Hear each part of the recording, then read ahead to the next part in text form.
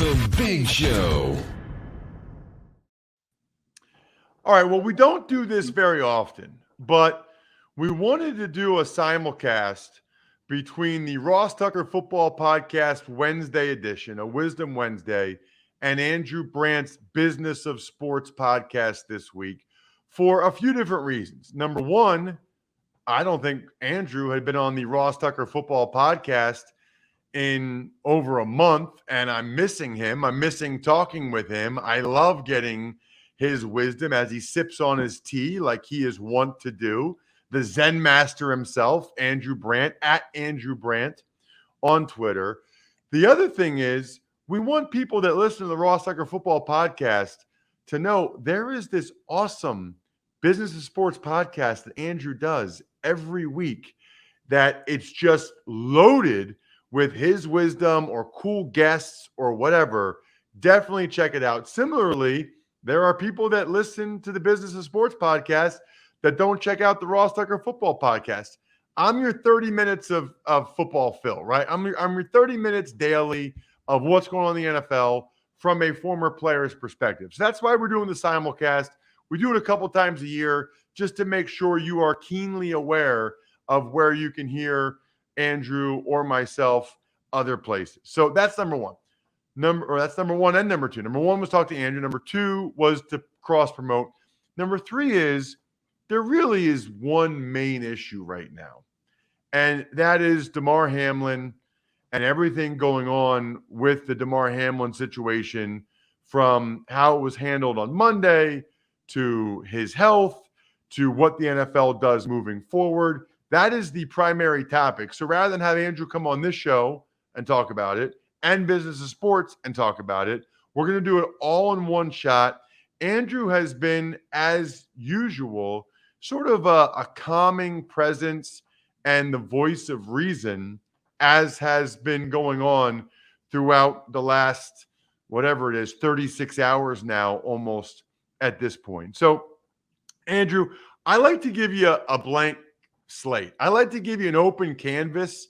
It's been, 36 hours now since the incident that happened on Monday evening. And I just kind of want to get your thoughts first, your initial thoughts, whatever is most pressing in your mind before I ask specific questions and steer you in a specific direction. Thanks, my friend. And it is more of a solemn podcast. And it's the simulcast, as you mentioned, because it's the only issue. Listen, I've been around football 30-something years as an agent, as you know, team executive for a decade, and media for a decade. Never say anything like this. I was involved with a lot of trauma, a couple times as an agent, a lot of times with the Green Bay Packers, where you'd have a player down. Maybe it was a serious limb injury, leg, ankle, knee, shoulder, etc., or maybe a concussion. You call the family, you call the agent, you get everyone in communication. You meet the family sometimes in the locker room, in the training room, at the x-ray room, or maybe even at the hospital as an agent, sometimes as a team executive, but never like this.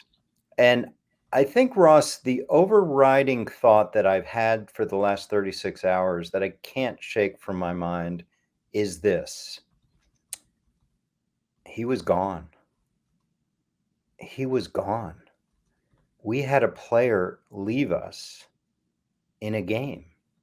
And only through the wonderful efforts of these first-line responders that hustled out there did we get him back. Think about that. He was gone. And that's what's overwhelming my thoughts. We had this. And thankfully, AED, CPR, trained professionals that got out there in an instant. And a shout out to them. I don't think enough is being made of them. When we hired these people at the Packers, and I did some of these contracts, they were overtime. They were people just wanting to be around the team. They worked for local hospitals, local paramedic organizations, sometimes volunteer. They just wanted to help out. And I think it probably was the same in Cincinnati. Shout out to them. A second overwhelming thought, Ross, is that people listening, watching, looking at us right now, fans of yours, fans of mine, every one of us has had trauma in their life. And it sticks with you, right? Seeing my father die, seeing what went on with his experience, you don't lose it, right? You don't lose it. Everyone listening, you don't lose that. The Bills, and let's not forget the Bengals, are going to deal with this. Not today, not next week, next month, next year, 5 years, when they're retired. It's going to happen. And the third thought is, and I know I'm just getting it out. The third thought is, you know this as well as anyone. I liken it to submarine workers. You go in late July, you come out in January. You're around these people all the time. They know your family. They know you. They know you in ways some family members don't. They know Damar, these Bills players, in a way that is so bonded. And they've got to deal with that. So there's got to be a lot of support. Before we even talk about football, there's going to be a lot of support for these Bills players. Counseling, support, mental health, and not just this week. Because this week, everybody's pouring in. People are going to forget about this. So I think in months to come, in off season. So this is going to be important, I think, from a mental health standpoint. And let's not forget about the Bengals. They were there too. They experienced this. So those are my initial thoughts, Ross. Now we can get into any specifics. Yeah, it's interesting. Two quick stories about that, Andrew, just to kind of follow up. Yeah. One is I was on the field for the Buffalo Bills in 2004 when our right tackle, Mike Williams, I was playing center against the Patriots. He really wasn't moving his lower body. Turned out, it was precautionary and he was okay, but he wasn't moving. They thought he had a neck injury, or potentially. So they did the backboard and all that stuff. They brought the ambulance on the field. And I remember they brought his wife out of the stands, and you could see her come down past all the rest of our wives, come down, and then she went into the tunnel where they were taking the ambulance. And it's like, we know Mike, we're friends with her. We know Anisha, like we know his wife. And just weird, for some reason, the neck and spine stuff has become like so almost common, and they do it so often for precautionary reasons that we're almost like accustomed to that. But it is kind of wild looking back on it. Like, what if he had been paralyzed? Like, we just kept playing, like we just started the game up 2 minutes later and just kept playing. Like, what if that had happened? That's the story that sticks with me. The other thing that sticks with me is, ironically, Andrew, last year, maybe 2 years ago, I went to a Hershey Bears hockey game. They're a minor league team, AHL, and there was a fight. And I like fights. I like violence. I like physicality. The opposing player hit the Hershey Bears player with just a vicious shot, and Andrew, he crumbled. Like, the player that hit him, the Hershey Bears player, eyes went in the back of his eyes. I mean, back of his head after he hit him. The other player tried to help him up, like so that his head didn't hit the ice. He was out on his feet or whatever, and I could just tell while the people were running out there that it was a scary, reminiscent of the Damar Hamlin situation. They were running out there. They were bringing stuff. I got out of there with my wife and daughters because I knew this is a really bad scene and something really bad could happen here. And also, like, they're not going to play again for a long, long time. And, I live in the area. So I found out from multiple doctors he had to be revived. He had to be revived. Wow. And as a result, I am now in favor of no fighting in hockey. Just seeing that, being there for that game. So anyway, just I have no idea what the relevance of that story is, other than that was traumatic for me having watched that from afar. Whereas the Bills and Bengals players, they were right Yeah. there. I mean, I feel like they were right there during the CPR and during the AED. Yeah, and if you'd allow, I'll share a story too from the Packers. We had a second round pick named Terrence Murphy. Terrence was a second round pick from Texas A&M. Now he's a very successful real estate broker down there. And he was the pick after Aaron Rodgers, I think, or the pick after AJ Hawk, one of those years. And a lot of promise. I mean, a lot of promise. We were so high on him. He returned a kick and he went down with a neck injury. And long story short, he never played again. We were, the silver lining is we found some stenosis in the neck and was advised not to play again. But scary. It was scary, and his family came down. And I remember our training staff was yelling at the ESPN staff. I think it was ESPN. The overhead camera, right? The overhead camera is looking right down on him lying there. Imagine if they were doing that with Damar and his family. And we were just like, stop, stop with that camera, because it could show his face and you weren't shielded by the players. So I just remember that vividly. Like, we're screaming, and they were telling me to scream from the booth at the ESPN people for doing that. And that shows you sort of the overall fight between entertainment and safety. And we've gone through this with concussions for 20 years. So, you saying that is a good transition to the next thing I wanted to ask, which is, what do you think happens moving forward? I know we are all waiting and hoping for more and more positive Damar Hamlin health news. I think we're all kind of waiting for bated breath with any information we can get. And I'm sure the league is as well, Andrew. Yeah. But picture yourself in those meetings on Park Avenue in New York City. What do you think they're talking about right now? Let me back up a minute, if I could, Ross. A lot of criticism of the NFL for not suspending the game right away. I just want to defend the NFL there because I've been in meetings like that. It's not just Roger Goodell talking to the coaches, or maybe talk to the owners, Pagula and Mike Brown. It's much more than that. It's the referees. It's the local services. I think the biggest thing in that decision was, you're going to dump out 60,000 people into Cincinnati streets at 9:00 when you were planning on doing it at 11:30. That takes a lot of coordination, right? Think about that. That takes a lot of coordination. People don't realize that. So I totally defend the NFL for not calling the game right away, or, taking time to make sure the city is prepared for that.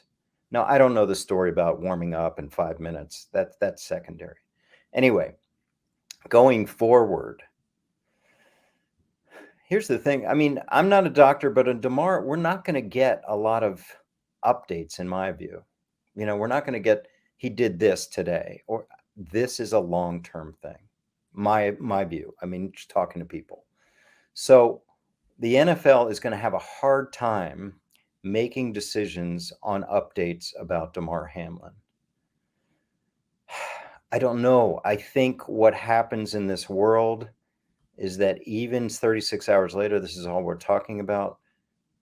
It's the news cycle is going to move. And that means people are getting prepared to go forward. I think they play this weekend. And I think the issue with the game is, the natural reaction is, it's done. Either a tie or 16 game seasons for those two teams. There are going to be all kinds of theories. One theory, my son came up with this. It sounded interesting. You play the games this weekend. Next weekend, you have NFC playoffs, and the only AFC game is Bills Bengals, and you have the AFC on a track a week behind the NFC in the playoffs. And then, of course, the issue is the AFC team will have 1 week for the Super Bowl while the NFC has 2 weeks. That's one theory. There are going to be a lot of theories thrown out about trying to fit in that game. I think with everything going on, we're just going to have to lose that game. And a tie or 16 games. But I think the NFL is going through every scenario.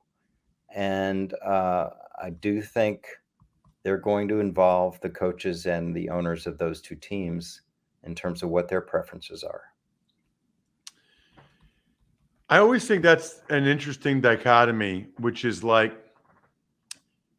the competitive issues, which are obviously the most fair thing is for every team to play every game so the season is completed, versus the business component of it and the entertainment part of it, which is like the show must go on. Is every venue available? Because there's so much coordination around venues and television networks and programming and stuff.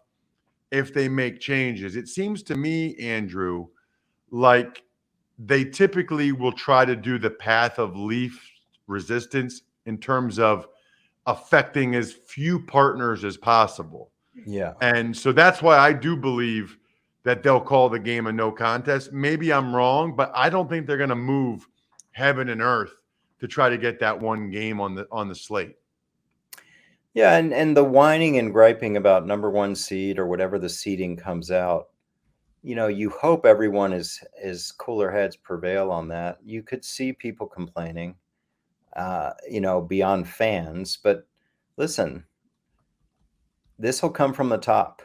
This will be Goodell talking to, as I said, Pagula and Brown, and like, okay, are you cool with this? And they will decide. I think that's the only way, unless my son's idea, where you just move the AFC back a week, and you have the one game from the AFC next week while the NFC starts the wild card round, and so on and so on. But we'll see. Curious your thoughts on the balance between entertainment ratings and competitive issues. And I bring that up because Seahawks fans are outraged right now because the way the schedule is for week 18 right now, if the Seahawks win their game Sunday afternoon, then by the time the Lions take the field Sunday night against the Packers, the Lions will know they're eliminated, Andrew. Yeah. And typically they try to have these games played all at the same time so that there is nothing like this where the Lions could take the field knowing they're deflated because their playoff hopes are gone. The NFL chose to have that game Sunday night as opposed to like Jaguars Titans, which they could have guaranteed was a win and in situation for both teams. What are your thoughts on that? Yeah, listen, what I teach, what I talk about, my mantra with talking about sports leagues is the two-word phrase is competitive balance. That's why we have a salary cap. That's why we have a draft. That's why we don't let players go in free agency until they've reached 4 or 5 years in the league. Competitive balance is sacrificed with this Packers game. And I say that as a huge Packers fan. This is not competitively balanced for the Lions. And I think the NFL has to answer that. And I think in their meetings on Park Avenue, they're saying, are you kidding me? Aaron Rodgers win and get in Lambeau after the season they've had? We got to go for that. And there is some magic to a win and get in for both sides if Seattle loses. But I'm surprised, Ross. I think maybe they could have put it on Saturday night, and then whatever happens with the Seahawks on Sunday happens, right? I mean, I think, but I just think you just said it, the lure of the Packers, biggest selling team besides the Cowboys, perhaps, and Aaron Rodgers and win and get in and Lambeau was too great to ignore. And I say this as a Packers fan, it is a competitive advantage for the Packers. It is. It is. Now, I know they're banking on, and everyone's going to say, well, Dan Campbell is going to, play spoiler. But think about it, Ross. You know this. Playing spoiler, but if Jared Goff takes some big hits in the second quarter, yeah, get him out of there, right? Well, it's just going to be so emotionally deflating if they find out that the Seahawks won and that they don't have a chance to make the playoffs.